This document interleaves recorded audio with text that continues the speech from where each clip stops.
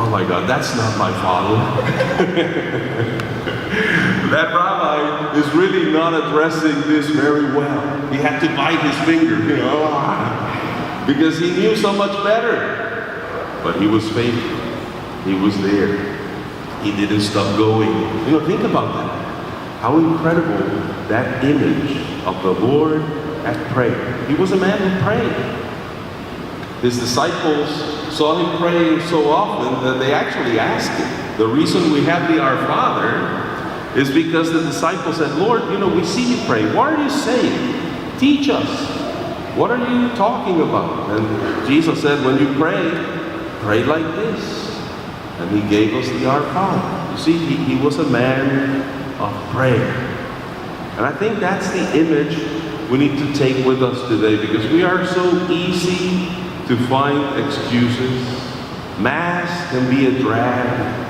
Just to be here this morning, and again, I may be preaching to the choir here because you're here, but you know what I mean? Even for us as priests, it's not like every Mass is the most joyful celebration we can ever have, and yet we're being called to be faithful to that prayer, and Jesus becomes the model for that prayer. And we make excuses so many times. I check the weather, because if it's going to rain, I'm not going to Mass today. We think like that.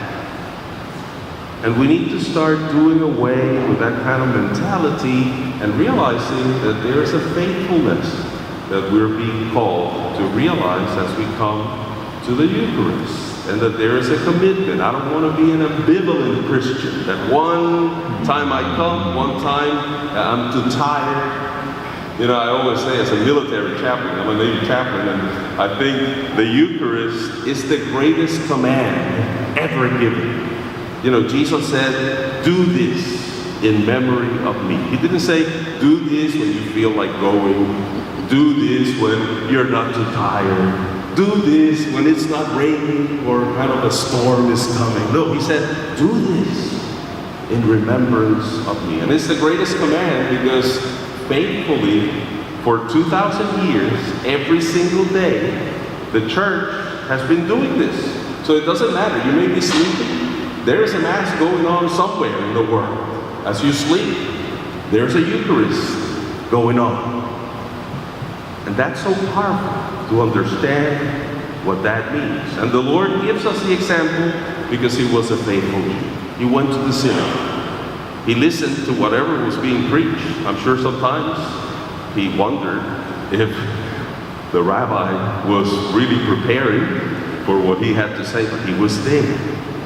And we keep finding excuses. Oh, I can pray at home. I always, when people say that, I can pray at home, I don't go to Mass. I wonder if they really pray at home. I would venture to say probably they don't. Because this is a sign that at least you want to pray.